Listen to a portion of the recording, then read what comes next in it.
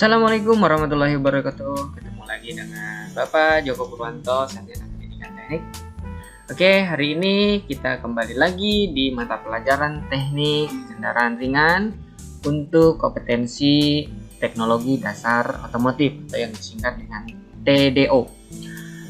Minggu ini Bapak akan melanjutkan materi kita yang kemarin kita sudah bahas, yaitu tentang penerapan prosedur keselamatan, kesehatan, dan lingkungan di tempat kerja. Oke, langsung saja kita memasuki materi hari ini. Lanjutan materi kemarin yaitu tentang aspek-aspek keselamatan, kesehatan di lingkungan kerja. Nah, untuk yang kemarin kita bahas yaitu tentang kecelakaan kerja. Untuk minggu ini kita akan bahas tentang kesehatan kerja. Oke, langsung saja anak-anak Bapak di kelas 10 untuk materi kelanjutan yaitu tentang kesehatan kerja. Nah, pengertian dari kesehatan kerja, apa sih yang menurut kalian itu kesehatan kerja sih? Apakah kita harus berangkat kerja dalam kondisi sehat? Ataukah kesehatan kerja kita harus dalam kondisi sehat jasmani dan rohani? Oke, menurut Summermore 1976, kesehatan kerja merupakan spesialisasi ilmu kesehatan atau kedokteran beserta prakteknya yang bertujuan agar pekerja atau masyarakat pekerja memperoleh derajat kesehatan setinggi-tingginya, baik fisik, mental, maupun sosial. Oke, jadi menurut Summermore, kesehatan kerja di sini adalah kesehatan secara menyeluruh, baik fisik, mental, maupun sosial, dengan usaha preventif atau kuratif terhadap penyakit atau gangguan kesehatan yang diakibatkan oleh faktor pekerjaan dan lingkungan kerja secara penyakit umum.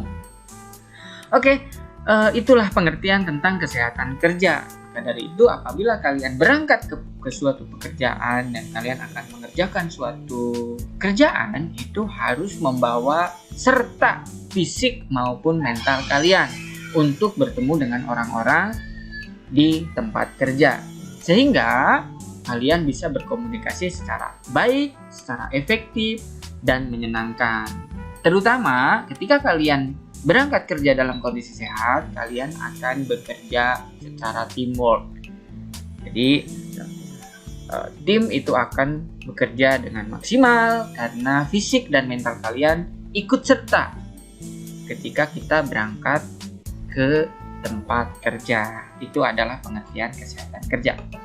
Selanjutnya, pelaksanaan pelayanan kesehatan kerja, yaitu di perusahaan besar, pelayanan kesehatan dilaksanakan secara komprehensif untuk seluruh karyawan.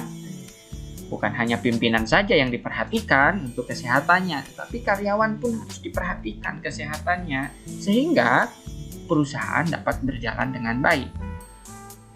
Dan bukan hanya karyawannya saja yang diperhatikan oleh perusahaan, tentunya keluarga pekerja pun harus diprioritaskan, karena bagaimanapun si pekerja itu berangkat ke tempat kerja itu pasti membawa beban keluarga yang di rumah.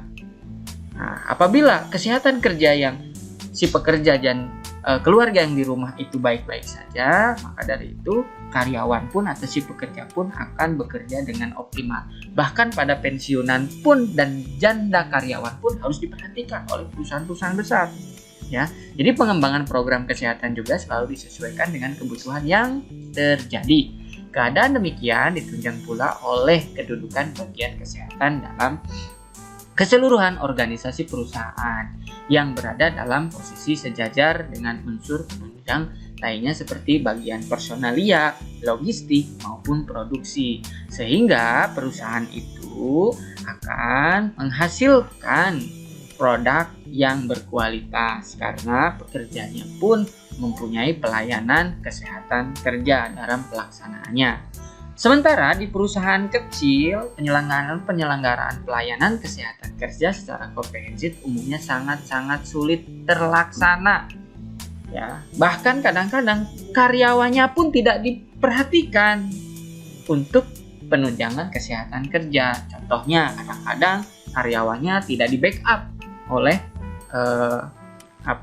semacam backup tentang pelayanan kesehatan kerja seperti BPJS Ketenagakerjaan, BPJS Kesehatan itu tidak di backup karena perusahaan itu mungkin masih perusahaan kecil. Oleh karena itu dapat dipilih alternatif pelayanan kesehatan sebagai berikut untuk perusahaan kecil. Yang pertama, poin A yaitu penyediaan satu dokter untuk seluruh perusahaan kecil yang berkelompok.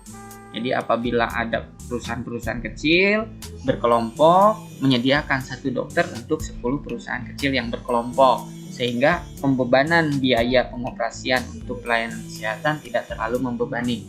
Terus poin kedua, untuk perusahaan kecil supaya bisa menyelenggarakan pelayanan kesehatan secara baik yaitu menentukan dokter langganan. Jadi perusahaan itu sudah menentukan nih, karyawan ketika sakit datang ke dokter ini.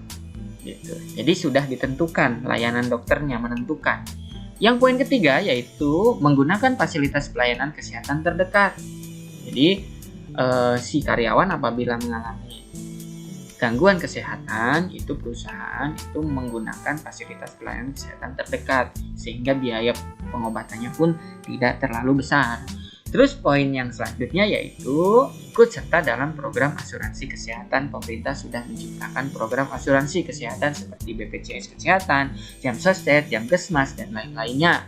Sehingga perusahaan tidak terlalu berat untuk membackup fasilitas kesehatan oleh perusahaan. Tapi kalau perusahaan-perusahaan besar itu menjamin semuanya, bukan hanya sebagai dari BPJS Kesehatan, Jam Sostek, tetapi dari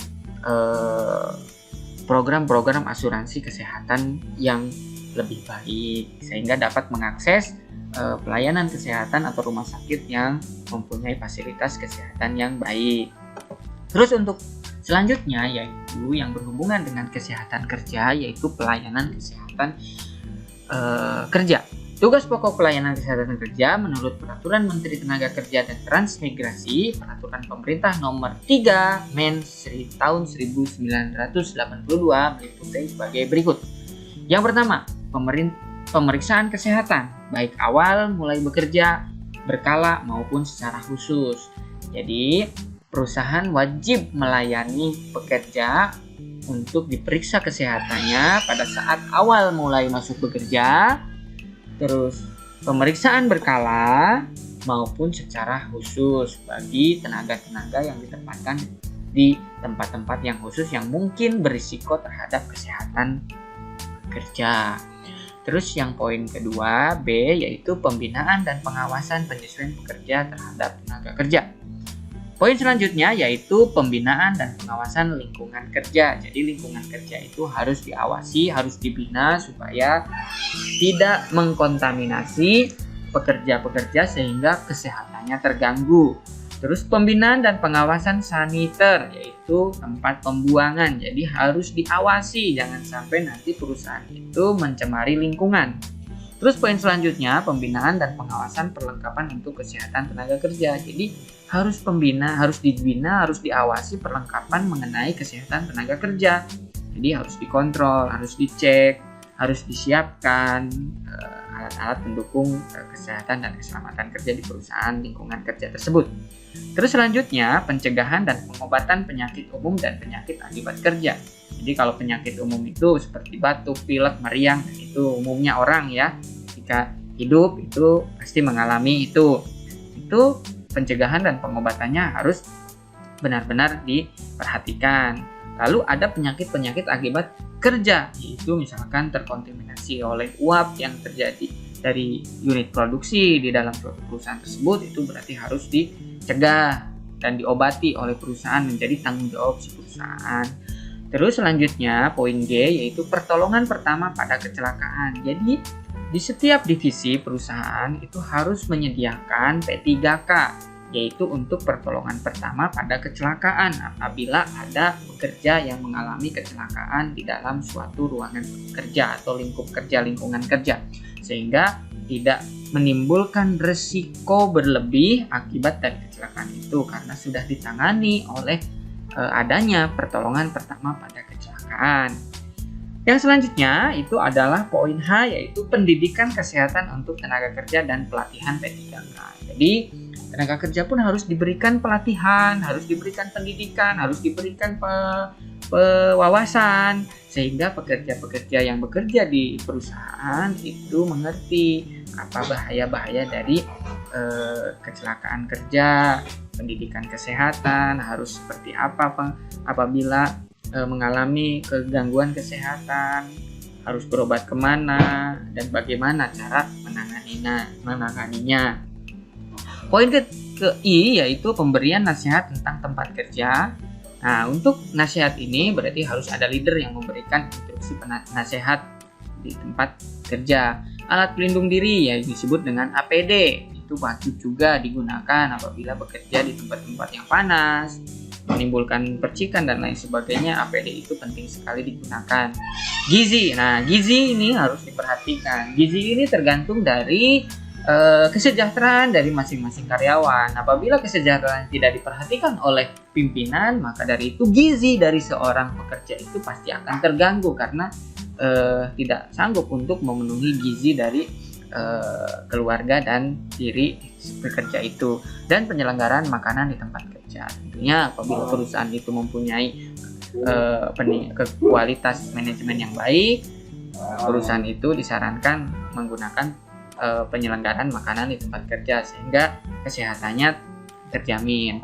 Poin J yaitu membantu rehabilitasi akibat kecelakaan atau penyakit akibat kerja, ya. Jadi perusahaan itu wajib melayani, membackup rehabilitasi akibat kecelakaan kerja di perusahaan tersebut. Itu kewajiban dari perusahaan karena bagaimanapun itu akan berkelanjutan berhubungan dengan kehidupannya. Terus poin K yaitu pembinaan dan pengawasan tenaga kerja yang mempunyai kelainan tertentu. Jadi harus diawasi, harus dibina ya, apabila pekerja di tempat kerja di perusahaan itu ada yang mempunyai kelainan tertentu seperti asma, mempunyai gula darah, jantung, ya, hipertensi dan lain sebagainya, ya, atau yang berhubungan dengan penyakit-penyakit bawaan dari lahir. Yang terakhir yaitu pelaporan secara berkala.